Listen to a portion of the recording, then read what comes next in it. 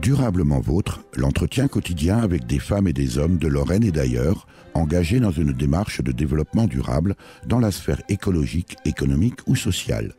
Lorsque parfois leur action se situe à l'intersection des trois sphères, elle ou il nous ouvre alors la voie d'un autre monde possible, vivant, viable et vivable. Durablement Vôtre, en partenariat avec les radios associatives de Lorraine. Aujourd'hui, nous évoquerons le pays des morts, MAURES, comme le désignait alors l'Empire romain et qui est à l'origine de sa dénomination actuelle, la Mauritanie. Un pays au nord-ouest de l'Afrique de 3,6 millions d'habitants, ancienne colonie française indépendante depuis 1960, classée au 154e rang sur 182 pays à l'indice de développement humain. Une émission réalisée en partenariat avec Multicolore, le réseau multi-acteurs de la coopération et de la solidarité internationale en Lorraine. Nous sommes avec la présidente de l'association Une Oasis, Une École. Éric Mutschler, Durablement Vôtre. Rolande Bernat, bonjour. Bonjour. Merci de me recevoir chez vous, ici à Velaine-en-Haye, à côté de Nancy, qui est aussi le siège de l'association Une Oasis, Une École. L'objet même de l'association que vous présidez est dans le titre, Rolande Bernat. Oui, notre principal objectif, c'est l'aide à la scolarisation des enfants des oasis isolées de l'Adrar et parallèlement à cette scolarisation, nous faisons de l'aide au développement local. L'oasis, tout le monde connaît, on va rappeler Rolande Bernat. L'oasis, c'est un lieu où poussent des palmiers dattiers, mais où l'eau n'est pas forcément apparente, mais elle est en sous-sol. Les oasis ont été formées par l'homme. Ce n'est pas une identité naturelle. Pour bien comprendre où vous intervenez, écoutons cette présentation. Le massif de l'Adrar domine une région désertique au centre de la partie ouest mauritanien. Il constitue, avec le Tagant, le principal massif rocheux du pays. Un Adrar, traduit en langue berbère, est une montagne. Le climat y est désertique, sec et chaud. Et les températures frôlent souvent les 50 degrés à l'ombre. Le massif rocheux est entrecoupé d'oueds secs et ensablés, de canyons profondément creusés par le vent et par l'eau, et puis remplis par le vent du désert de sable blanc. Dans les petites vallées avoisinantes sont nichées de nombreuses oasis et des palmeraies. On y trouve également quelques petits villages et aux alentours quelques campements nomades à la saison. Sur les plateaux rocheux, les champs de pierre brûlés par le soleil ont pris depuis bien longtemps des teintes noires, emmagasinant la chaleur la journée, la restituant pendant les nuits étoilées. Des pierres noires qui éclatent au fil du temps, explosant de chaleur. L'Adrar mauritanien, c'est également des panoramas grandioses avec d'impressionnants canyons contre lesquels les dunes blanches du désert viennent s'accrocher, se coller jusqu'au sommet à l'aide du vent. C'est un spectacle incroyable et d'une beauté pure dans un endroit du monde où le sable envahit tout. Durablement Vôtre, Éric Mutschler. Les images, hélas, passent mal à la radio. Celle que commente Jean Daragne dans sa vidéo intitulée « Voyage au pays des morts », mort M-A-U-R-S-E bien sûr, dont est tiré cet extrait, sont réellement magnifiques. Des images que vous connaissez bien, Rolande Bernat. Oui. Alors la Mauritanie est un pays qui se situe au sud du Maroc, au nord du Sénégal et à l'ouest du Mali. On est vraiment à l'ouest de l'Afrique. La Mauritanie a une façade atlantique assez importante et nous travaillons dans la septième région de la Mauritanie, l'Adrar. Vous dites la 7e, pourquoi, Rolande Bernat? Administrativement, c'est un découpage. L'Adrar signifie haut plateau. C'est pourquoi souvent nous précisons l'Adrar mauritanien, car il existe l'Adrar algérien ou l'Adrar marocain. Donc ça signifie haut plateau. Ces hauts plateaux dominent les dunes, la région dunaire. En gros, Rolande Bernat, combien d'habitants, quelle est la population aujourd'hui en Mauritanie et puis surtout de quoi vit-elle? La population totale de la Mauritanie est entre 3,5 millions et 3,7 millions d'habitants. Petit pays donc. Un petit pays, oui, mais une grande superficie. La région, ce qui fait aussi une très faible densité. Voilà, la région où nous travaillons a une densité de 0,27 habitants au kilomètre carré. C'est une région saharienne, formée de dunes principalement et de hauts plateaux. Le mode de vie, deux modes de vie coexistent dans cette région de l'Adrar. Les nomades qui vivent de l'élevage, et pratiquement exclusivement de l'élevage, qui vit sous tente, grande tente, et qui se déplace suivant la végétation. L'élevage principal est les chèvres et les dromadaires. Coexiste avec une autre population qui, elle, est plus sédentaire, c'est celle des oasis, où la population s'occupe des palmiers dattiers. Mais ces deux modes de vie, en fait, sont pas en parallèle, s'interfèrent. On peut dire que ce sont vraiment deux modes de vie différents, de ce point de vue-là, qui ne cohabitent pas vraiment, qui cohabitent mais qui ne se rencontrent pas. Si, ils se rencontrent parce que les points d'eau sont souvent près des oasis. Donc en fait, cette population plus sédentaire à cette population encore très nomade se rencontre et se connaît. Parce qu'ils sont aussi des mêmes tribus ou des mêmes origines. Deux origines en Mauritanie, l'origine berbère et l'origine arabe. Et puis aussi une grande concentration de population dans la capitale. Oui, à Nouakchott, on a plus du tiers de population et même ces dernières années, la population de Nouakchott augmente chaque année parce que l'aridité du pays augmente. Et donc, l'élevage est de plus en plus difficile et cette population de l'Adrar descend vers le sud et se heurte un petit peu à la population des Peuls qui se trouvent le long du fleuve et qui, eux, voient leur territoire un tout petit peu diminuer. Et puis, c'est une république islamique, Rolande Bernat. Oui, alors le président de la République actuelle a été élu par le suffrage universel, c'est le colonel Aziz. La commande de la Mauritanie est depuis de nombreuses années dirigée plutôt par des militaires. Il est issu d'un coup d'État. Il y avait un président qui avait été élu démocratiquement, mais et c'était le chef son ministre de l'armée, ce colonel Aziz. Il a fait un coup d'État à l'intérieur du gouvernement et lui s'est retrouvé a fait des élections, a été élu. Actuellement, ils vont refaire des élections et là, il veut changer la constitution pour pouvoir encore asseoir un peu son pouvoir.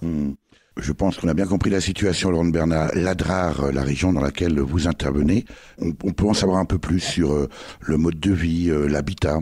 Alors, l'habitat est principalement dans la région où nous travaillons avec des nomades, c'est principalement les tentes. Il y a peu d'habitat fixe, sauf au niveau des oasis, et l'habitat peut être des cases faites en palmier ou alors de pierre, quand la région possède de la pierre. Mais ces populations ont gardé leur façon ancestrale de vivre, sont très attachés à leurs coutumes. Ce sont des gens qui vous accueillent en dansant, ce sont des gens qui vous accueillent avec le thé, ce sont des gens qui sont très souriants et très accueillants, comme sont les peuples du désert. L'association Une Oasis, une école que vous présidez, Rolande Bernat, intervient essentiellement auprès des femmes mauritaniennes. On va comprendre pourquoi. Selon l'enquête nationale sur la violence à l'égard des femmes en Mauritanie réalisée en 2011, 68% des femmes âgées de 18 à 64 ans sont des femmes au foyer, 63% en milieu urbain et 74,4% en milieu rural. Une femme sur 3 d'entre elles n'a aucun niveau d'éducation. Les formes de violence reconnues et recensées au niveau national vont de la violence psychologique à la violence dite économique, en passant par les formes plus classiques physiques et sexuelles. Dans la catégorie des violences économiques et psychologiques, on retrouve le refus des pensions en cas de divorce, l'abandon des enfants et des foyers, la polygamie imposée, le refus de scolarisation, entre autres.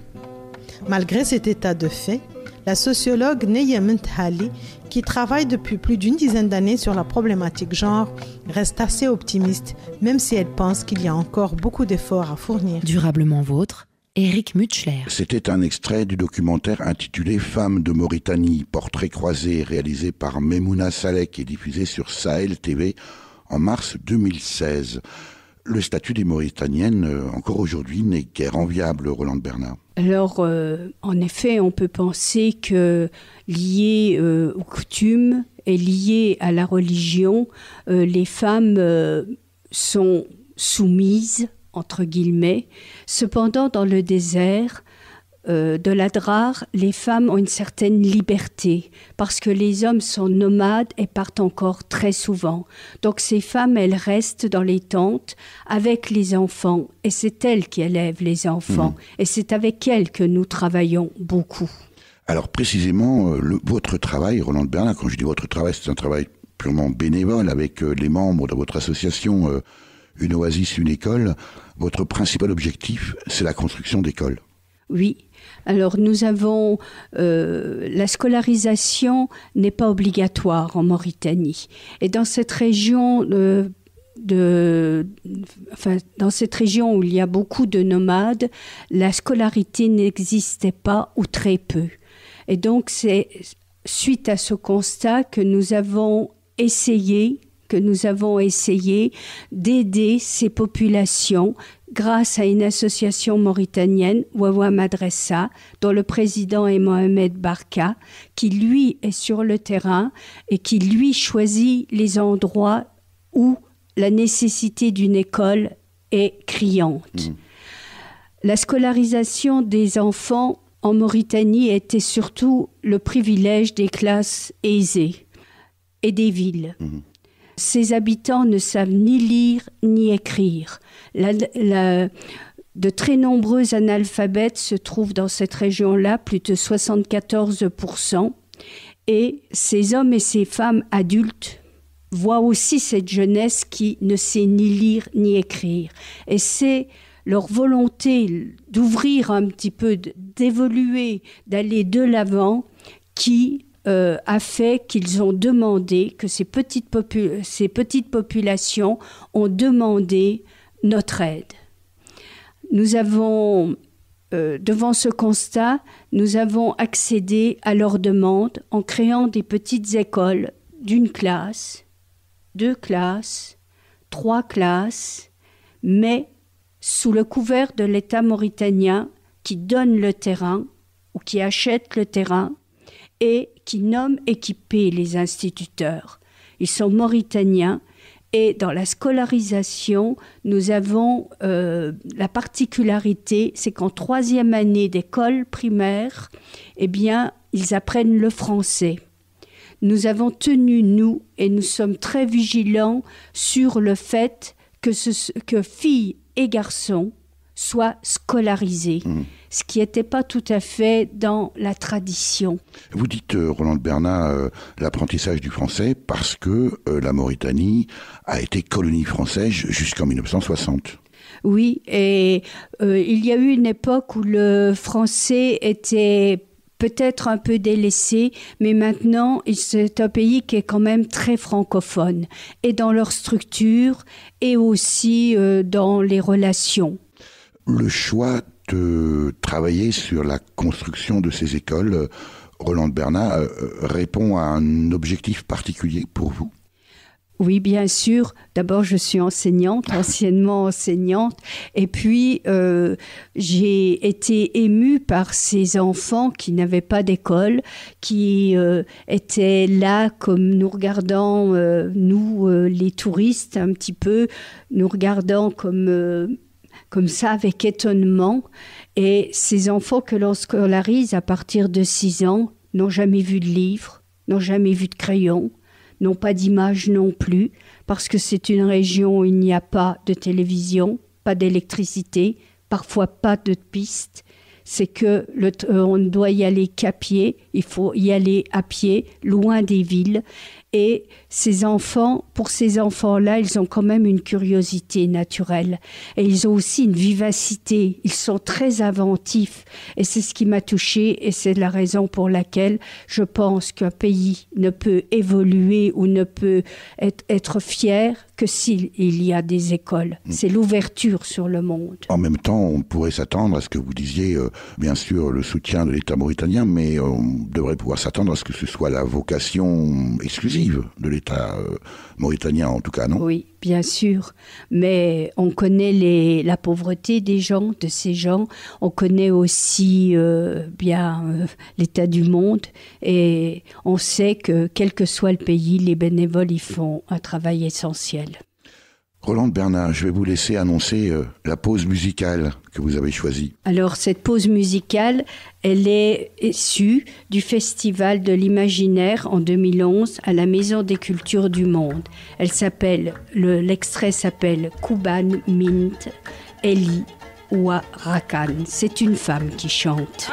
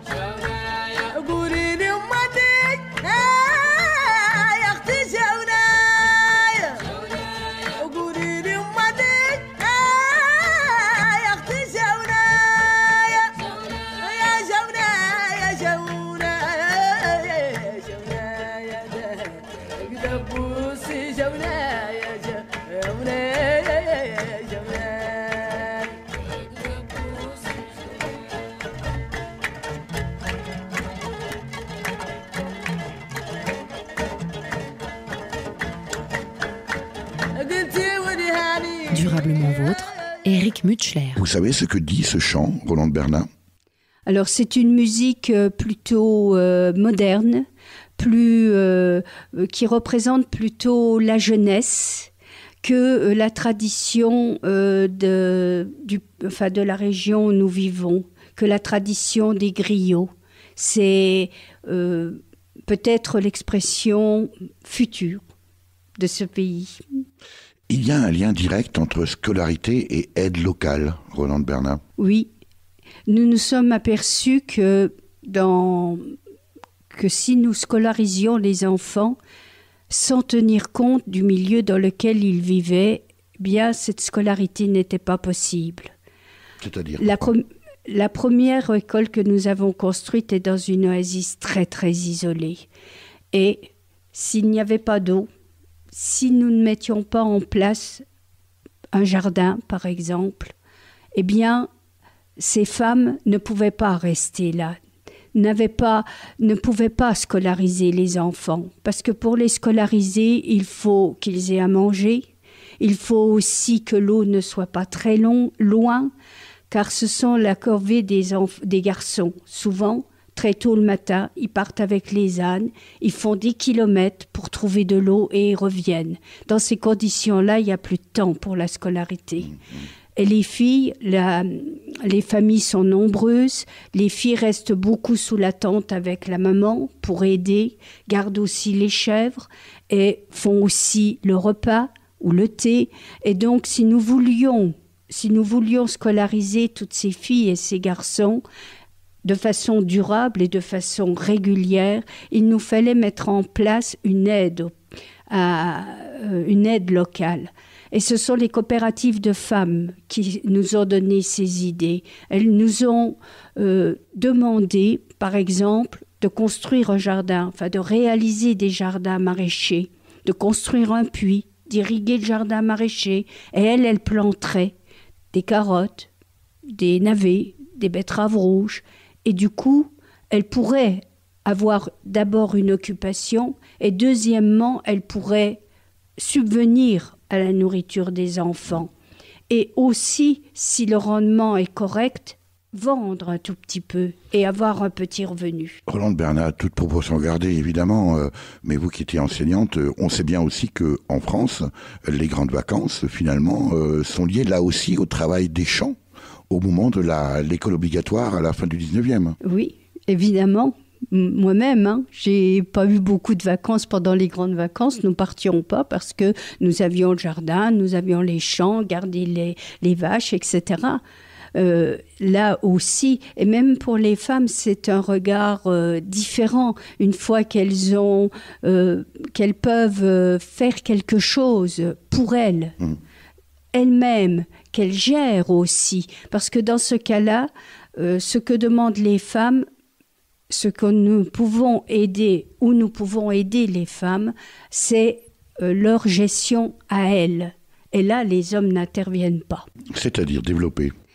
Par exemple, si elles cultivent le jardin, elles vont le cultiver elles-mêmes. Elles vont, s'il faut construire un réservoir d'eau, là, il y aura des hommes qui vont construire le réservoir d'eau. Mais après, elles vont semer. Elles vont récolter. Elles vont s'unir ou se répartir le travail. Et puis, elles vont vendre. Et cet argent qu'elles récoltent, c'est pour elles. Ça veut dire aussi, Rolande Bernat, que grâce à ces coopératives et grâce aux associations locales, qui sont en quelque sorte vos relais sur le terrain, c'est précisément cette proximité-là qui vous permet de répondre au plus près possible des demandes. On peut des fois imaginer que l'aide internationale ou la coopération internationale, c'est un plaquage d'un mode de pensée sur un territoire. Là, c'est pas du tout votre démarche. Non, pas du tout. Et c'est sans doute un des objectifs que nous voulions, c'était que la population fasse la demande, à leur demande, on répondait à leurs demandes, à leurs besoins, et c'est eux qui construisent les écoles, et c'est eux qui cultivent les jardins si elles demandent un jardin, ou si elles demandent l'achat d'un cheptel pour le lait, qu'elles vendent le lait, c'est elles qui se prennent en charge. Nous ne faisons pas d'assistanat. En même temps, quand on imagine la scolarité ou le fait de construire une école, c'est bien plus que ce que vous nous expliquez simplement. On peut imaginer en France, en Europe, on construit une école, et puis voilà, on emmène les enfants. Là, c'est toute une approche quasiment sociale, voire sociétale que vous mettez en œuvre. Oui, parce que dans l'école, elle est en dur. C'est jamais une tente. Elle est en dur. Parce qu'elle représente justement pour eux un symbole.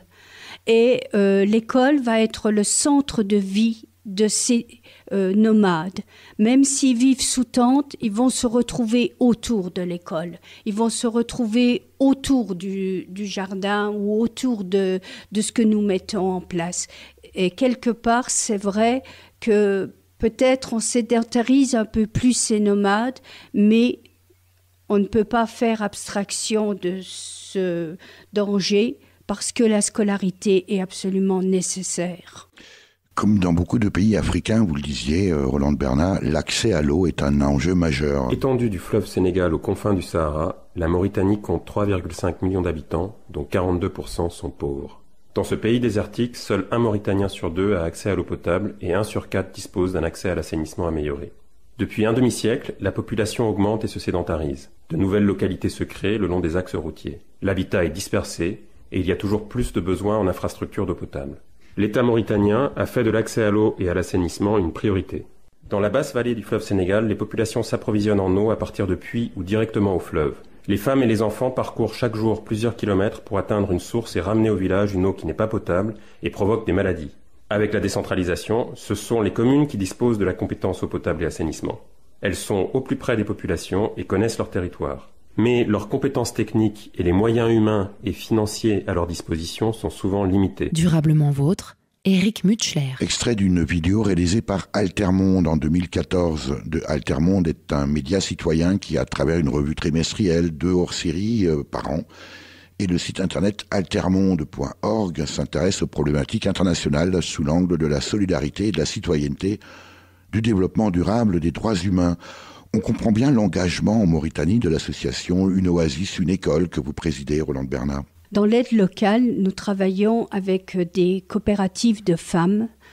Ces coopératives de femmes essaient de réfléchir à une action qui pourrait les aider, mais aussi leur apporter un petit revenu. Et c'est dans cet objectif-là que certaines de ces coopératives nous ont demandé, que certains de ces groupements de femmes nous ont demandé, par exemple, de les aider à réaliser un jardin. L'accès à l'eau n'est pas toujours possible, les puits qui existent ne leur appartiennent pas. C'est parfois pour la palmeraie, mais pas pour leur jardin commun. C'est le travail de la communauté du village. C'est pas des jardins individuels. C'est-à-dire que nous avons accepté la construction de puits. Ces puits ce puits va être collectif. Et il va irriguer un jardin dont le revenu, dont les légumes vont être partagés entre les familles. Alors ces légumes sont partagés gratuitement entre les familles qui y travaillent, mais sont vendus ou sont même à bas prix ou même symboliquement aux familles qui n'y travaillent pas et sont vendus parfois à une oasis qui est un peu plus loin et qui à un prix plus fort, de façon à ce qu'elles aient un petit revenu et qu'elles puissent travailler en autonomie. Vous parlez de construction d'écoles, de construction de puits, Rolande Bernat. Qu'est-ce que ça représente en investissement, en montant, que de construire un puits en Mauritanie ou de construire une école ? Alors la construction d'une école s'élève entre 20 000 25 000 euros à peu près, parce que la construction de l'école, c'est le bâtiment principal, ce sont des toilettes et c'est une réserve d'eau. Parce que les toilettes sont simplement un endroit où les filles peuvent aller, ou les garçons bien sûr, mais surtout les filles. Parce que les filles ne pourront pas n'accepteront pas devant les garçons d'aller aux toilettes. Donc ces toilettes-là sont obligatoires pour qu'elles puissent être scolarisées. Et puis un jardin ou un puits, un puits c'est 6 000, 7 000. Un jardin c'est 3 000 euros parce qu'elles fournissent le terrain. Elles fournissent bien sûr la main-d'œuvre. C'est simplement la mise en route des haies, il faut protéger du vent. C'est l'arrivée de l'irrigation, des tuyaux et des semences parfois. Le budget aujourd'hui de l'association Une Oasis, une école est de combien, Rolande Bernat ? 35 000 euros par année à peu près. Proviennent uniquement des dons de vos adhérents ? Alors notre principale ressource est la vente de l'artisanat mauritanien en France. Alors sur différentes manifestations, mais aussi sur les brocantes, quand les communes m'offrent un espace de vente où nous payons un prix raisonnable pour pouvoir vendre cet artisanat-là. Il provient également des dons. Il provient également des cotisations, provient également des subventions. Nous sommes subventionnés par la région Grand Est, nous sommes subventionnés par le conseil départemental et nous sommes subventionnés par les communes où nous avons des partenariats avec l'école. Est-ce que vous arrivez à mesurer l'impact de votre action en Mauritanie, Rolande Bernat ? Je pense qu'on arrive à mesurer l'impact dans le sens où nous sommes partis de la non-scolarisation dans certaines oasis et maintenant nous voyons d'année en année cette scolarité devenir de plus en plus régulière et surtout nous voyons ces enfants aller au collège. Parce que c'est un des griefs qu'on nous fait parfois. Pourquoi scolariser des enfants au milieu de rien ? Ils deviendront toujours des bergers. Bien non, ils ne deviendront pas toujours des bergers. Parce que les familles ont conscience que s'ils arrêtent à savoir lire et écrire, leur avenir est là, que dans le désert. Par contre, s'ils arrivent à aller au collège, il faut organiser ce collège parce qu'il est loin. Alors une famille se prenne le relais, loue une pièce, par exemple à Chinguetti, puisque nous dépendons beaucoup de Chinguetti, donc à Chinguetti, et cette famille prend les enfants qui arrivent au collège et chaque famille donne un petit peu pour les nourrir. Et chaque week-end, ils reviennent à l'Oasis, si c'est pas trop loin, ou alors tous les 15 jours. Donc en fait, la continuité s'effectue. Et notre plus grande fierté, eh bien, ce sont 2 filles que nous avons scolarisées à la Gala il y a 10 ans, qui maintenant eh bien, se retrouvent à la formation des maîtres à Nouakchott et veulent devenir maîtresses. Il y a très peu de maîtresses dans ce pays. Justement, tout à l'heure, nous disions que le statut des Mauritaniennes n'était guère enviable, et pourtant... C'est la fille qui choisit le mari. En tout cas, ils se mettent d'accord. Et le mari vient demander sa main aux parents de la mariée. La femme pose certaines conditions. Elle n'accepte pas la polygamie, par exemple.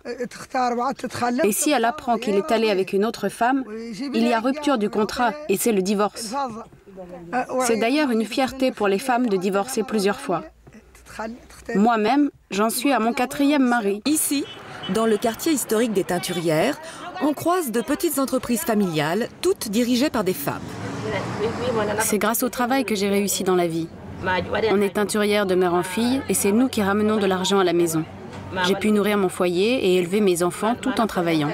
Après Dieu Tout-Puissant, c'est moi qui dirige la famille. Durablement vôtre, Éric Mutschler. Situation étonnante dans un pays pourtant dirigé par la charia, la loi islamique pour faire court. Rappelons que la Mauritanie est précisément une république islamique, Rolande Bernat.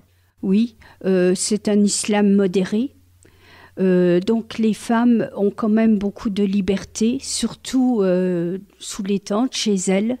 Elles ont aussi beaucoup de solidarité entre elles. Et c'est cette solidarité qui fait que la Mauritanie est un des pays où il y a le plus de coopératives féminines. Et c'est dans ce travail-là, c'est dans cette optique-là qu'elles veulent sortir de l'isolement, qu'elles veulent avoir une place, qu'elles veulent montrer aussi leurs idées. Et dans cette optique-là aussi, elles veulent gérer aussi leur vie. C'était un extrait du magazine Échappée belle, présenté ici par Stéphane Bouillot, diffusé sur France 5 en 2007, et cette fois consacré à la Mauritanie.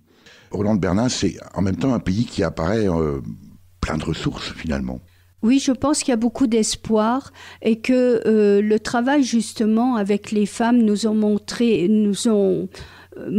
cet espoir-là, parce qu'elles ont un artisanat extraordinaire, elles sont capables de beaucoup d'ingéniosité, elles travaillent aussi de façon régulière et elles ont aussi envie de sortir leurs enfants de cet isolement, de ces coutumes-là, tout en gardant leur identité. Et ça, c'est très, très important.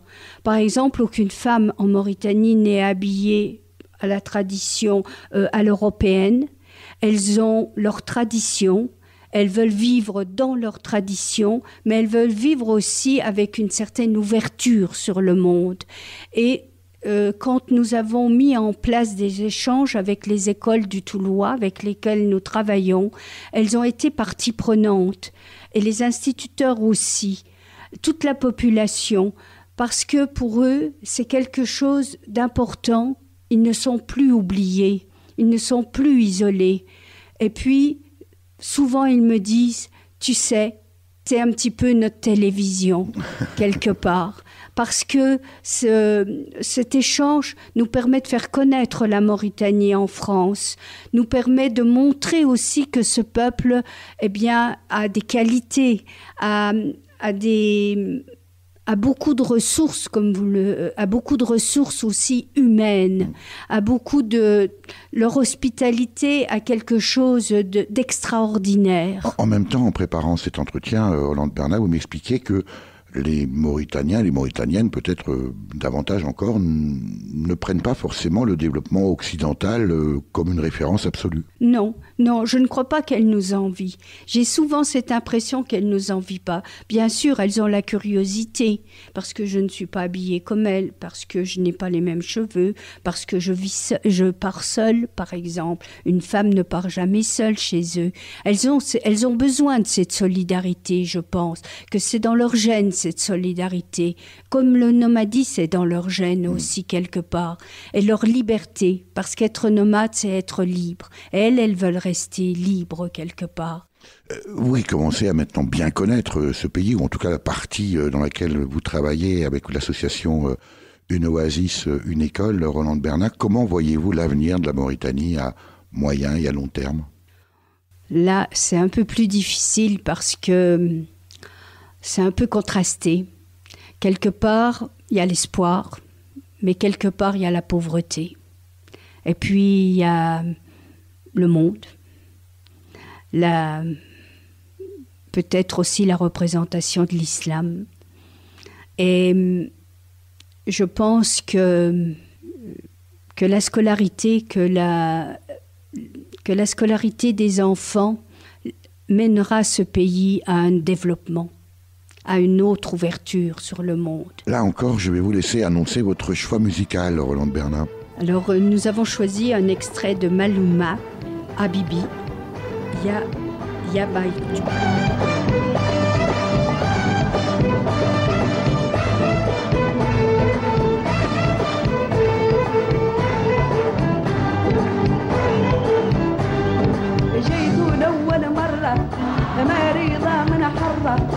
جيت لأول مرة مريضة من حرة واضحك لي في المرة كيف اللي سريته واللي بدي شكيته من الأمراض نسيته ما قضيت سميته وطبيبي حبيته وحبيبي حبيته حلموني خالاتي وأمي وأصحاباتي فيه منين بقيته قلت لهم حبيته وطبيبي حبيت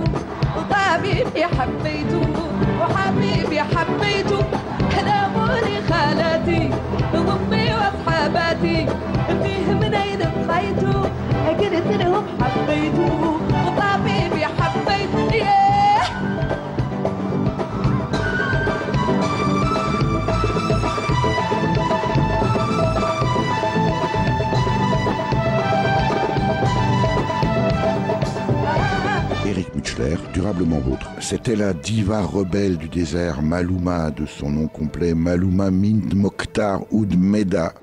Une véritable star en Mauritanie, non seulement en tant que chanteuse engagée, mais aussi en tant que sénatrice.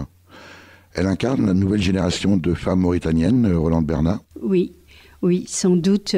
C'est bien qu'elle fasse des chants beaucoup plus traditionnels, mais elle représente quand même parmi... il y a beaucoup de chanteuses mauritaniennes, il y a beaucoup de femmes chanteuses. Elle est dans cette génération-là des femmes chanteuses de Mauritanie. Mmh. Qu'est-ce qui vous a amené, vous personnellement, Rolande Bernat, en Mauritanie? Et puis, c'est une activité, je le disais bien sûr, bénévole. Vous êtes présidente bénévole de l'association Une Oasis, Une École. Que faites-vous dans la vie? Alors, j'étais enseignante. Dans quelle discipline? En SVT, en sciences de la vie et de la terre. J'ai enseigné sur le Toulois 37 ans. Donc, je suis attachée au Toulois. Et je suis en même temps dans mes hobbies, je dirais, je marche. J'aimais beaucoup marcher, beaucoup voyager. Et donc, mes voyages m'ont porté une année en 2005 en Mauritanie. Mon premier voyage était sur l'Adrar en Mauritanie, dans cette région-là. Et notre guide, Mohamed Barka, était président de l'association Wawa Madressa. Au cours de ce trek, nous avons découvert cette oasis de la Gala, après avoir marché 4 heures à travers les dunes, sans voir personne, sans horizon que les dunes. Nous sommes arrivés sur une toute petite oasis et une petite population. C'était l'émerveillement, la beauté du désert, et c'est ce qui m'a conquis. Et c'est cette population aussi très réservée, avec ces enfants qui nous regardaient sans nous poser de questions, qui attendaient avec les femmes de vendre leur artisanat, mais sans un mot. Et c'est peut-être ça qui m'a le plus émue. Et est-ce que c'est pas aussi lié au fait, Rolande Bernat, que vous avez peut-être plus une posture de voyageuse que de touriste? Sans doute, mais quelque part aussi, la scolarité des enfants m'a toujours quand même tenue à cœur. Et donc, j'ai posé cette question à notre guide, à Mohamed. Tiens, les enfants ne sont pas à l'école. Il m'a dit, mais il n'y a pas d'école. Il n'y a pas d'école, mais ils vont où à l'école? Mais il n'y a pas d'école. Et c'est peut-être ça qui m'a fait réfléchir. Puis nous avons avancé dans notre trek. Et puis au bout des 8 jours, il m'a dit, ça t'intéresse l'école? J'ai dit oui. Et il a annoncé qu'il était président de cette association. Mais moi j'ai réfléchi, j'ai dit, bon, je vais réfléchir et j'aimerais connaître ton pays autrement. Et il m'a invité dans sa famille, je suis repartie 3 mois après. J'ai vu alors comment les Mauritaniens vivaient, parce que quand on est touriste, on ne voit pas les Mauritaniens vivre, quel que soit le pays. Et en même temps, est-ce que ce n'est pas un peu, j'allais dire pratiquement démoralisant, vu la tâche du travail? Bien sûr, on sait bien que les associations de la coopération internationale font des choses, mais quelle que soit l'importance de l'engagement, est-ce que ça ne reste pas quelque part dérisoire? Peut-être, mais je ne suis pas sûre, parce que, avec une poignée d'amis, on a mis en place, nous avons mis 1 année à mettre en place l'association. Ce n'est qu'en février 2007 qu'elle a été créée. Et là, nous avons financé cette école à la Gala. Puis, nous avons financé une autre école. Puis encore une autre, et puis encore une autre. Et au fur et à mesure que les années passent, on ne va pas scolariser tout le désert et tout le Sahara, ça on est bien conscient. On est bien conscient aussi qu'il y a de la déperdition sur ces enfants, que certains vont rester hébergés, que certaines filles vont rester aussi dans les tentes, vont être mariées jeunes. Mais, quelque part, ça permet de faire réfléchir aussi ces jeunes filles. Parce qu'elle commence à se poser des questions. Pourquoi me marier à 15 ans? Pourquoi aurais-je toujours des enfants? Pourquoi aurais-je toujours le même mari, même si je ne l'aime pas? Elles ont commencé à réfléchir à ça. Et je pense que c'est quand même gratifiant. L'invité de Durablement Vôtre, coup de gueule ou coup de cœur.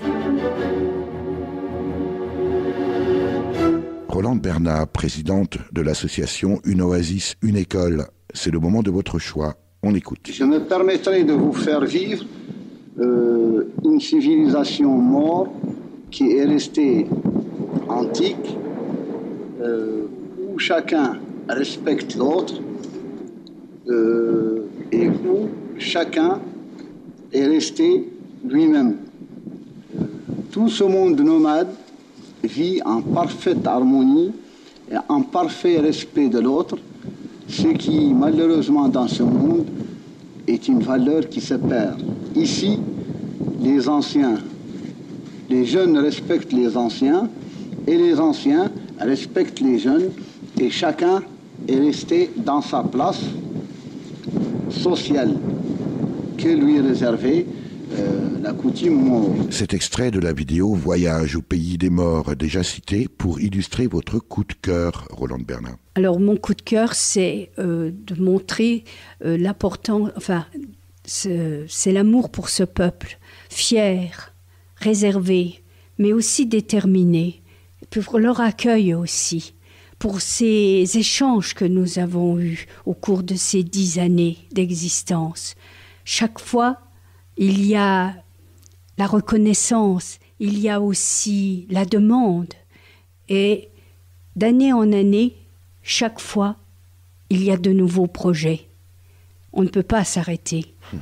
Et ce travail-là, c'est notre coup de cœur, c'est vraiment de mettre en valeur ce peuple-là, parce qu'il le mérite. On sent dans votre propos, Rolande Bernat, beaucoup de sincérité, beaucoup d'émotion.